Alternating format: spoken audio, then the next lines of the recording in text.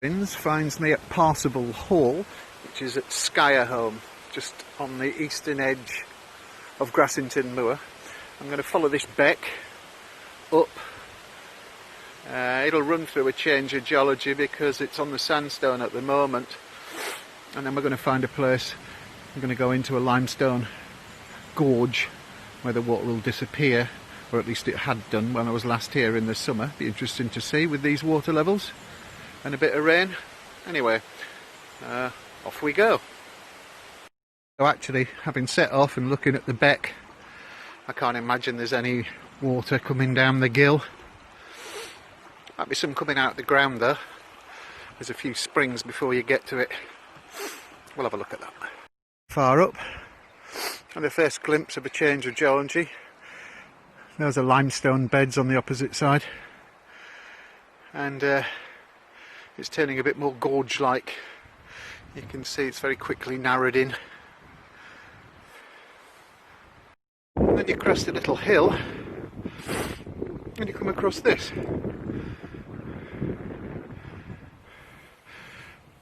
This bit here, which looks artificial, it was originally going to be a dam. They were going to dam this area to make a small reservoir, I guess for a mill downstream. However, it wouldn't have worked because the underlying rock is permeable sandstones, so it's just as well it didn't happen. So, a fork in the road, as they say. Well, I'm going off up to the right, up Troller's Gill. I'll go up onto the top, there's a lead mine up there, go across over to the east, eventually going to hook up at Hell Hole, which is a pothole up on the fell, and I'll take a left and then eventually end up coming down this left hand valley here, which has got some interesting caves, a couple of lead mines, and is a dry valley, so I'll catch that on film later. So there's the track I'm going to end up coming down in a couple of hours time. So one of the numerous springs that you find in this area. What I love so much about the geology of Yorkshire is you find yourself with some kind of decent sized stream, and then all of a sudden in a couple of 100 yards there'll be nothing. So approximately 75 metres from the last vid, as mentioned. Here's the water. We'll just take a quick plodge through it. Spring source. And we walk over to here. Nout. This does run when there's a lot of rainwater, but it's essentially limestone, so it sinks. We'll find it later on. And there's the valley we're going up, or the gill. So there you have it. Truly bizarre. Pretty decent sized stream, which has cut an impressive gorge, but with no water in it. Strange place to have your wedding snaps taken. I'm guessing that's what it was. We're just coming out of the gill, well, of the gully anyway. That's the way ahead. See these fine limestone crags around us, riddled with small lead veins. We'll see later on there's a couple of small adits. There you go, and within 50 yards of where I did the last video, you would definitely have to say this is a stream. Well, it's almost imperceptible, but the rocks are dipping away to the left as we look, or to the north, whereas when we were down at the bottom they're dipping the other way. We've just come across a limb of an anticline. You can see clearly bedding planes on this side dipping away.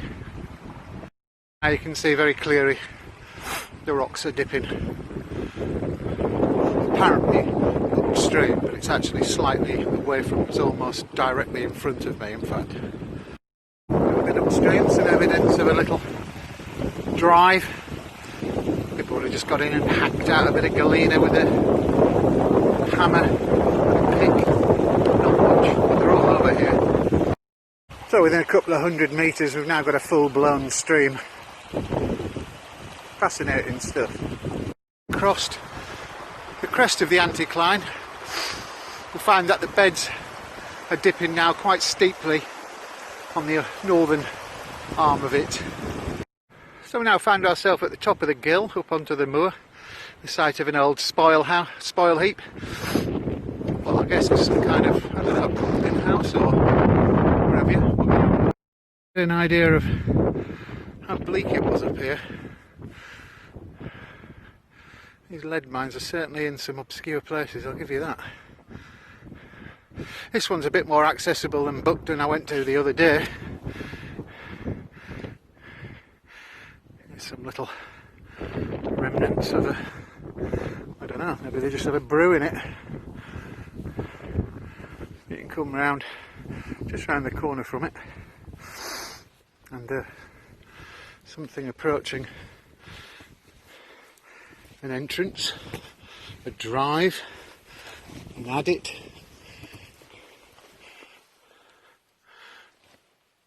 Again, well worth a visit back with some caving kit.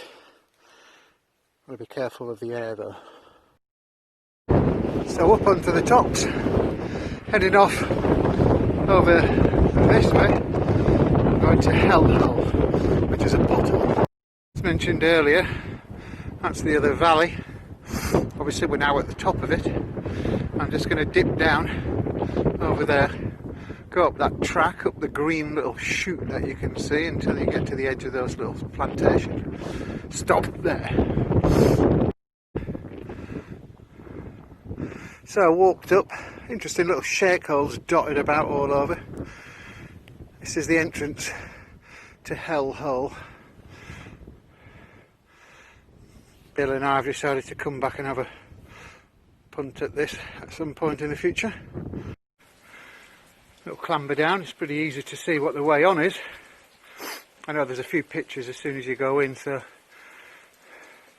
it's not worthy of even looking without doing a full-scale trip, methinks.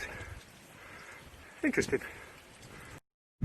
So I'm now at the top of the other gill, having worked my way around the fell, up one side, over the fell, down to the other. You can see I've come down a pretty well developed track that actually leads up onto Grassington Moor, onto the main road, and I'm at the site of what was, well, once a reasonably sized mine.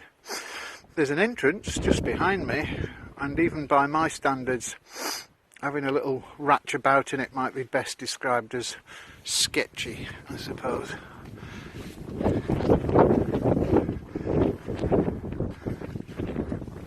Of course, that doesn't mean to say it isn't going to happen, but yeah, interesting.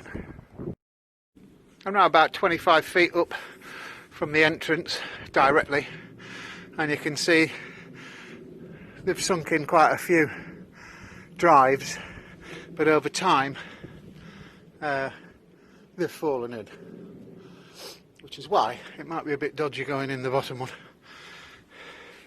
In fact, there is the bottom one.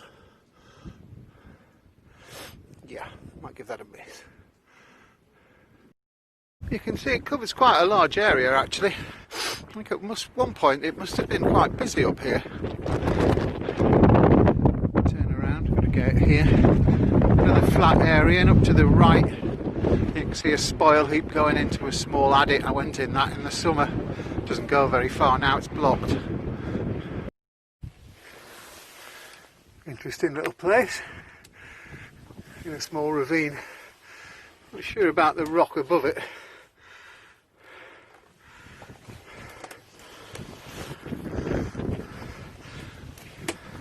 I would imagine, looking at the orientation, there's going to be some scar, probably a fault.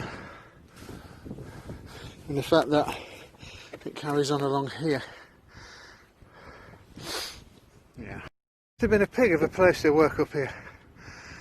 Tiny little mines, hand tools, snow, God knows what. No technology. That's off to the buggers. Oh, I just come up that scree slope, that spoil heap I was telling you about, just to show you that slightly bigger. Yeah, not too bad. So this is wending my way back down. If you remember that fork at the beginning, that's where I'm coming down. It's a pretty spectacular setting, I have to say. I love this gill. Hardly anybody ever comes. And do yourself a favour and come for a walk. Just stopped off on my way home. This is just the view above, pretty much above Skipton really. As you can see, it's a lovely place to be.